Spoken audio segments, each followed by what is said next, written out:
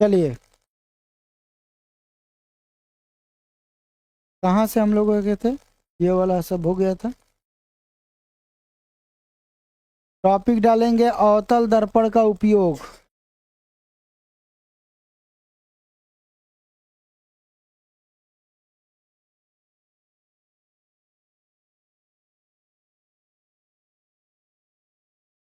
इधर में पेज फाटल है का? हैं? कौन है जी? की क्या है? दू के बाद नौ आ गया है। पेज फाटल है, हटा। दूसरा तो फाटल फाटल पेज वाला देती हम जवाइल है कि गांव से मिल का नहीं रहा है, कल हईजा सहीजा कहाँ आ गया है? फाटल पेज दे दे रही है बिछवा में। हम कभी जवाई लगी इतना पातर का है कि तबिया हो गया है पहला चैप्टर में, इतना तो ना रहा है। हम कहाँ देख लें, हर कुल मिलवे नहीं करत। समझ में नहीं आता है क्वेश्चन किताब देना है। जो ने मन में आया उठा के दे दो।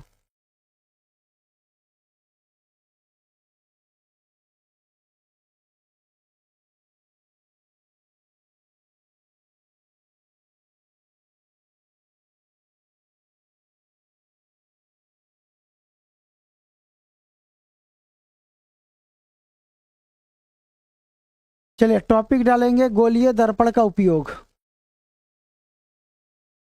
अवतल दर्पण को ही गोलीय दर्पण कहते हैं। अवतल दर्पण का उपयोग। देखिए, अवतल दर्पण में हम लोग क्या क्या उपयोग कर सकते हैं अवतल दर्पण का। अवतल दर्पण ना प्रतिबिंब हमेशा बड़ा बनाता है, ये तो मालूम है, और बराबर भी बनाता है। ठीक है।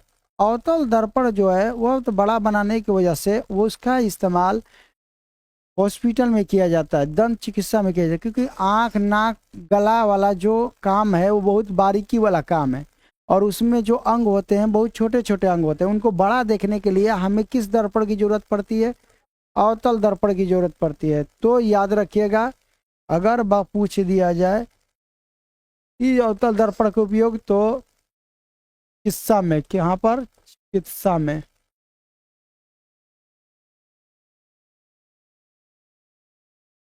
अवतल दर्पण का उपयोग सैलून में भी किया जाता है, सैलून, या कभी कभी आ जाता है हजामत दर्पण के रूप में। हजामत दर्पण में यह भी आता है अवतल दर्पण का उपयोग।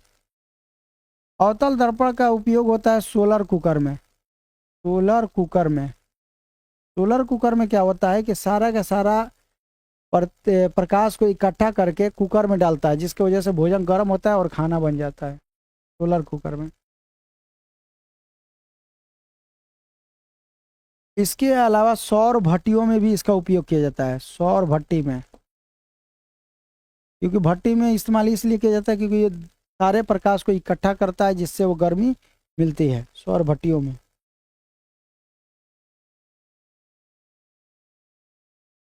टॉर्च में और वाहनों के हेडलाइटों में भी किसका प्रयोग किया जाता है? टॉर्च में, टॉर्च में और हेडलाइट में, गाड़ियों के हेडलाइट में, हेडलाइट में। हेडलाइट का मतलब जानते हैं? जो, हाँ, आगे का जो गाड़ी रहता है, जो रहता है ना बल्ब, मतलब उनका लाइट, तो वह आगे का शीशा जो लगा रहता है कांच, उससे नहीं, जो उनको पीछा चमकीला जैसा रहता है ना, चमकीला जैसा, वह वो अवतल दर्पण है। क्योंकि दर्पण चमकीला ना होता है, आगवा की नहीं, शीशा जो लगा रहता है वो तो कांच होता है आर पर देखने के लिए, ताकि लड़का होगा खोद के तेरे बॉलवा ना निकाल ले। वो तो वो खातिर, सुरक्षा खातिर लगा दिया जाता है। मगर पीछवा से चमकीला पदार्थ रहता है, उसको क्या कहते हैं? अवतल दर्पण कहते हैं। तो गाड़ियों के हेडलाइट में इन सब का इस्तेमाल किस में किया जाता है? अवतल दर्पण का। किसका? अवतल दर्पण का। चलिए, ब्यूटी पार्लर में भी वही होता है, सैलून लिखे हुए हैं, कहाँ लिखे हैं? सैलून। तो ब्यूटी पार्लर के हजामत का मतलब दाढ़ी बनाने वाले दर्पण के रूप में ये बोला जाता है हजामत। ये बाप दादा के वाला जमाना के ही भाषा है, समझ में ना? तारा हजामत बना दे, हजामत बोल बजाता था, ऐसे आदमी कहता था। ठीक है। अब हम लोग आएंगे अवतल दर्पण। अवतल दर्पण कर रहे हैं। अच्छा, एक और बात है यहाँ पे लिखना है, थोड़ा से पॉइंट।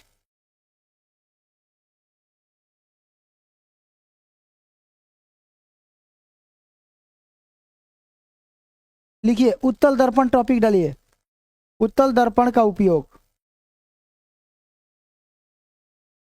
उत्तल दर्पण, उत्तल दर्पण को क्या कहते हैं? इसे अपसारी ले, अपसारी दर्पण भी तो कहते हैं ना, अपसारी दर्पण भी कहते हैं। अच्छा, अगर बात किया जाए उत्तल दर्पण की, तो उत्तल दर्पण में प्रतिबिंब कैसा बनता है ये बताना है, ये क्वेश्चन पूछ लिया जाता है।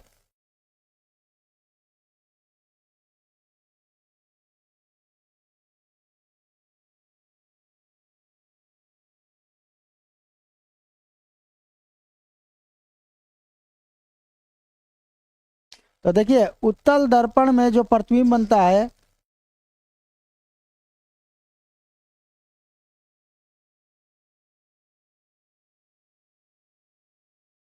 हो गया, लिख लिए।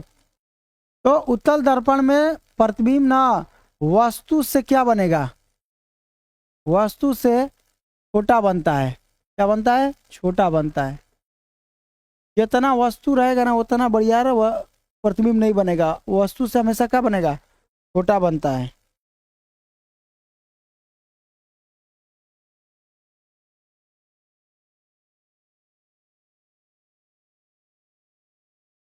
ठीक है।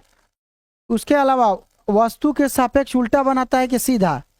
तो वस्तु से छोटा बनता है और वस्तु से क्या बनता है? सीधा बनता है। वस्तु के सापेक्ष क्या बनता है? सीधा बनता है। कैसा बनता है? सीधा। और आभासी बनता है कि वास्तविक बनता है? तो उत्तल दर्पण में हमेशा वस्तु का प्रतिबिंब कैसा बनता है?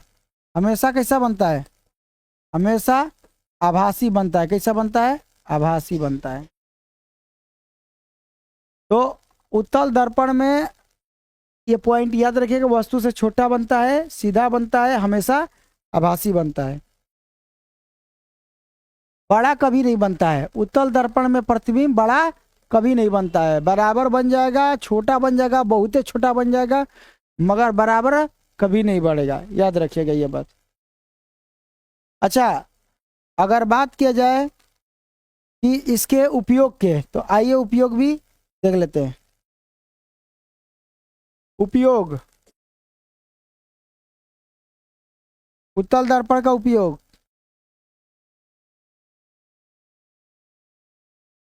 उपयोग लिखेंगे। उत्तल दर्पण के जानते हैं उपयोग को इसमें होता है? ड्राइवर जो बैठा रहता है ना, तो उसके आगे वो शीशा लगा रहता है, वो उत्तल दर्पण रहता है। जानते हैं क्यों? वो पूरा का पूरा जीपीए के ना, जो भी आदमी बैठा रहता है पीछे आगे, सबका फोटो दिखा देता है। तो वो दिखता रहता है कि कौन आदमी नया बैठा है, कौन आदमी भाग रहा है, कौन आदमी पैसा दिया है कि नहीं दिया है। वो करे में से उतर बांस के देखे होंगे, हेते चक्का लगा रहता है ड्राइवर का आगे, वो भी पूरा बांस देख लेता है कौन सवारी कहाँ बैठा है। तो ये पूरा का पूरा कौन दर्पण होता है? उत्तल दर्पण। तो ऐसे दर्पण को कहा जाता है पीछे देखने वाले दर्पण। पीछे देखने के वाले दर्पण में, दर्पण में एगो दर्पण जानते क्या होता है? मोटरसाइकिल वोटरसाइकिल चाहे कोई भी कार हो रहता है तो बेहतर दूगो निकल रहता है, उसको बोला जाता है साइड मिरर। किनारे होता है, और वो साइड मिरर भी क्या होता है? अपने अगल बगल की गाड़ियों के देखने में मदद। अब मान लो जेसीबी आवता है तो एकदम सब उत्तल दर्पण क्या करता है? उसको एकदम छोटा प्रतिबिंब बना दे, पूरा शीशा ही तीचों का शीशा में दिखाई दे। तो इसीलिए उसको क्या किया जाता है? साइड मिरर में लगाया जाता है कि उसके हिसाब से जगह छोड़ दे तो गाड़ी निकल जाए। नहीं तो लगा दे उत्तल दर्पण तो हार्वेस्टर आता है तो खाली दाते हुए दिखाई दिए, आगे जो निकला रहेला बस। अब उत्तल दर्पण लगेगा तो पूरा एकदम आ जाए। तो साइड मिरर के रूप में, किस रूप मिरर में? साइड मिरर में।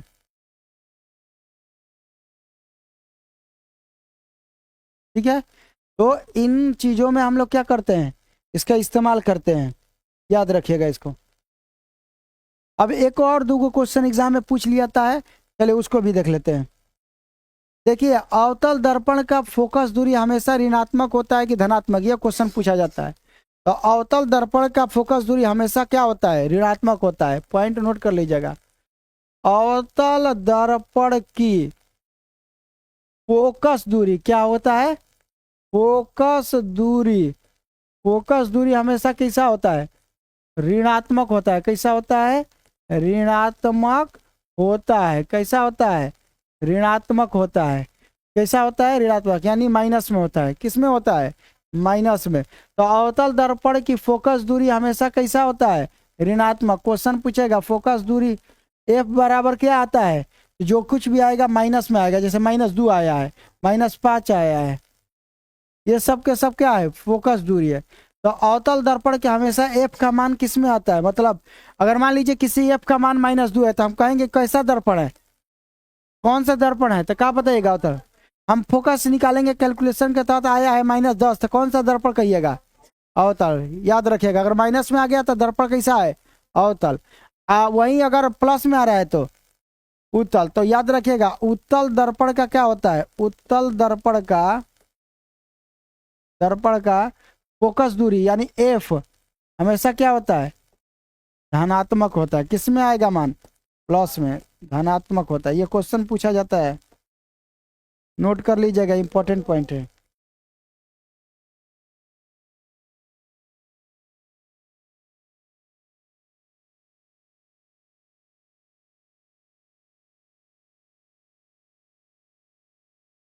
टॉपिक डालिए दर्पण सूत्र।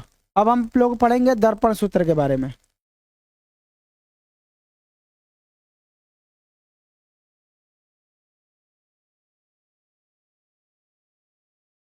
दर्पण सूत्र,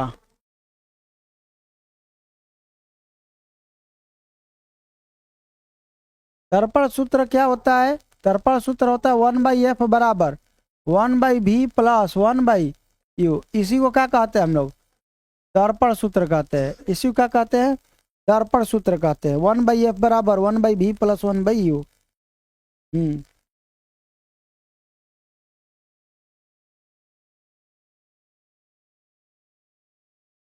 चलिए अब बात आती है कि सर अब एगो मान बता दीजिए, एफ का मतलब क्या होता है। तो एफ का मतलब क्या होता है, फोकस दूरी। क्या होता है, फोकस दूरी। सर यू का भी का मतलब क्या होता है, तो वस्तु की दूरी। क्या होता है, वस्तु की दूरी।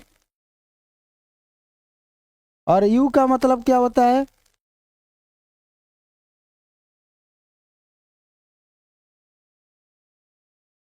क्या लिख दे, रुकिए रुकिए, ये प्रतिबिंब की दूरी हो जाएगा।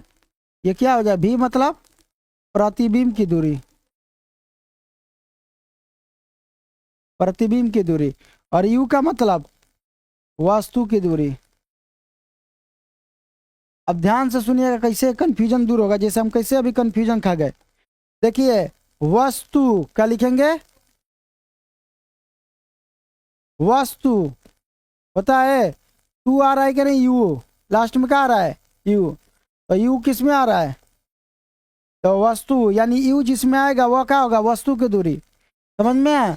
अब प्रतिबिंब, बिंब क्या आता है, बिंब। तो भी किस में आ रहा है, प्रतिबिंब, तो भी में। समझ में आया? तो एफ का मतलब फोकस दूरी, भी का मतलब प्रतिबिंब की दूरी, और वस्तु वो आ रहा है ना, तो यू का मतलब एगो मिल जाएगा तो सब तो ही करेगा, उसमें कोई दिक्कत।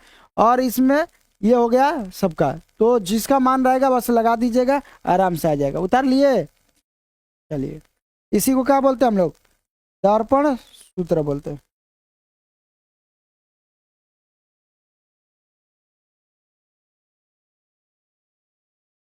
ठीक है, अब लिखिए आवर्धन। हाँ, आवर्धन,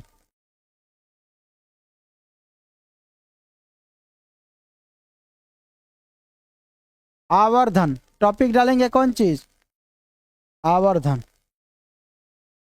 आवर्धन किसे कहते हैं, आवर्धन। हो गया। देखिए आवर्धन किसे कहते हैं, आवर्धन जानते क्या होता है, एक प्रकार का अनुपात है। आवर्धन क्या है, एक प्रकार का अनुपात है। किसका अनुपात है, तो वस्तु और प्रतिबिंब के ऊंचाई का अनुपात है। वस्तु और प्रतिबिंब के ऊंचाई के अनुपात को क्या कहते हैं, आवर्धन कहते हैं। तो आवर्धन क्या है, एक प्रकार का अनुपात है। किसका अनुपात है? वस्तु और प्रतिबिंब, वस्तु और प्रतिबिंब के अनुपात को अनुपात को क्या कहते हैं? वस्तु और प्रतिबिंब के ऊंचाई के ऊंचाई के अनुपात को क्या बोलेंगे? ऊंचाई के अनुपात को, अनुपात को क्या बोलेंगे? आवर्धन बोलेंगे। क्या बोलेंगे? आवर्धन।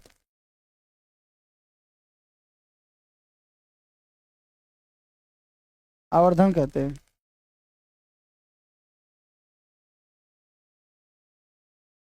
आवर्धन को किससे सुनिश्चित करेंगे? एफ के आर से कि भी से कि यू से? तो इसे किससे सुनिश्चित किया जाता है? इसे एम से सुनिश्चित करते हैं, सुनिश्चित करते हैं। मतलब कि उस, हाँ सूचित या सुनिश्चित लिख रहे हैं, सूचित करते हैं। ला हो गया सूचित।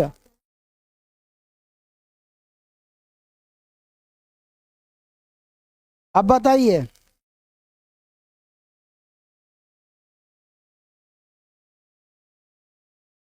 अब देखिए m बराबर क्या हो जाएगा? प्रतिबिंब की ऊंचाई बटा में, प्रतिबिंब की ऊंचाई बटा में वस्तु की ऊंचाई। हमेशा मूल चीज नीचे रहता है, तो वस्तु का ही प्रतिबिंब बन रहा है ना, इसीलिए हमेशा वस्तु नीचे रहेगा और उसका प्रतिबिंब बनेगा ऊपर आएगा। जैसे टेस्ट में लाते हैं 30 में कितना 25, तो 30 मूल नंबर है, 25 लाया हुआ है, तो कोई वस्तु का प्रतिबिंब बन रहा है तो कोई वस्तु को नीचे रखेंगे और प्रतिबिंब को ऊपर रखेंगे। तो m बराबर इसको कहते हैं, प्रतिबिंब की ऊंचाई को ना h डैश माना जाता है और वस्तु की ऊंचाई को h माना जाता है। तो ये हो गया सूत्र, m बराबर h डैश बटा में h।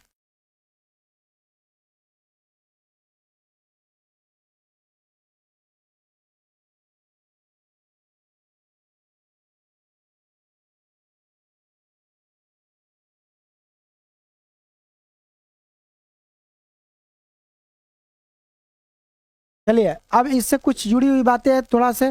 अगर मान लीजिए हम m का मान निकाल रहे हैं और m का मान आ गया माइनस में, तो प्रतिबिंब कैसा बनेगा? तो अगर m का मान माइनस में आया तो प्रतिबिंब बनेगा कैसा? वास्तविक या आभासी। तो प्रतिबिंब हमेशा अगर ऋणात्मक आएगा तो प्रतिबिंब कैसा बनेगा? वस्तु की अपेक्षा उल्टा बनेगा। अगर प्लस आया धनात्मक तो वस्तु की अपेक्षा क्या बनेगा? सीधा बनेगा।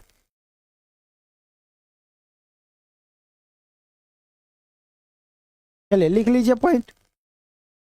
हो गया? क्या लिखे? m का मान ऋणात्मक आता है, ऋणात्मक आता है तो प्रतिबिंब कैसा बना है? प्रतिबिंब वास्तविक बना है। कैसा बना है? वास्तविक। वास्तविक का मतलब उल्टा बना है। अगर m का मान धनात्मक आया है, कैसा? धनात्मक आता है, तो प्रतिबिंब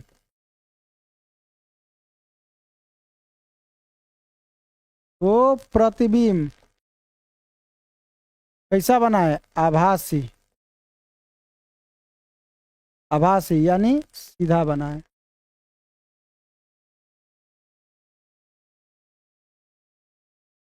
आभासी क्या बना है? सीधा बना।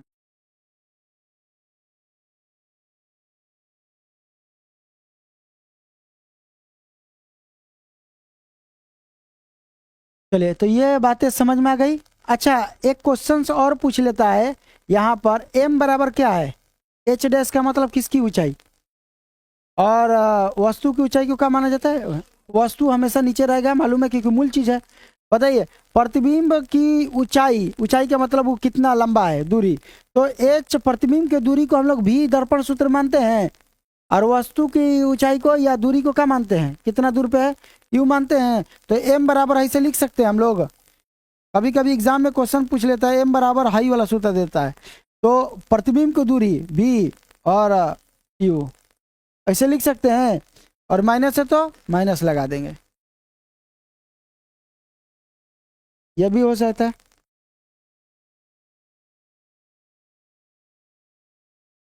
वी एम बराबर माइनस वी बटा यू भी होता है, ठीक है।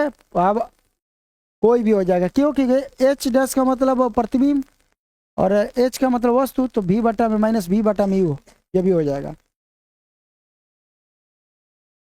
ओवरऑल आप लोग का चैप्टर कंप्लीट हो गया आवर्धन क्षमता से। आज इतना ही, फिर मिलेंगे कल, जिसमें आप लोग को लिखवाना शुरू करेंगे।